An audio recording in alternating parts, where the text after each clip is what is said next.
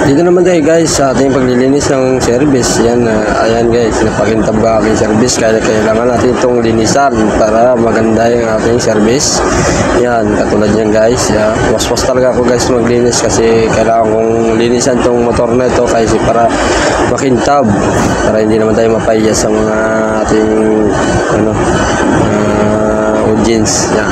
Kailangan natin siyempre pagwapuin yung ating motor. Oo, lang yan. Hindi laging tayong gwapo. Oh my God! Ganun talaga yun guys. Kaya hindi lahat ng pati motor natin, siyempre papagwapuin natin. Hindi na yung puros pakit na nga tayo. Hindi pala din papagwapuin yung motor natin. Lalong papakit tayo.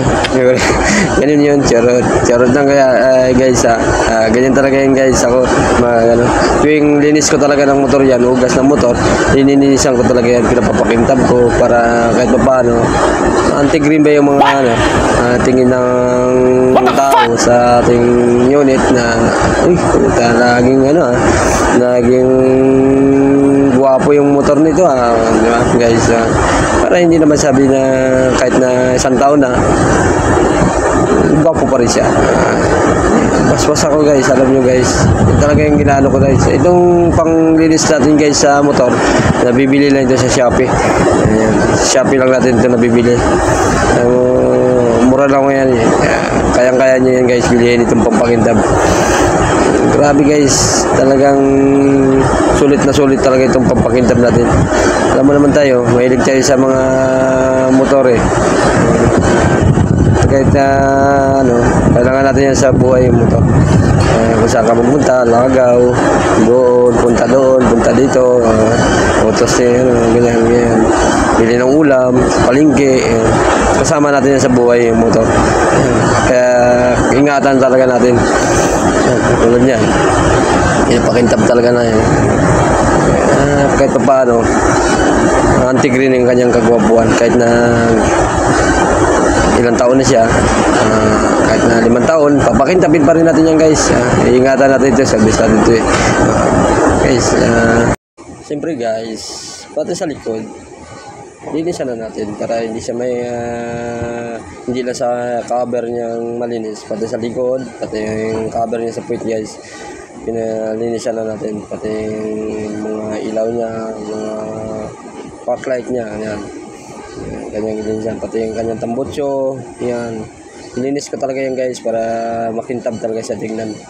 Alam mo naman tayo guys sanay tayo sa mga ganyang pakintaban Alam mo naman guys, mahilig talaga ako magpakintab ng mga pati nga guys, pati nga gulong niya, pinapakintab ko guys katulad yan guys, dyan na naman ako sa harap.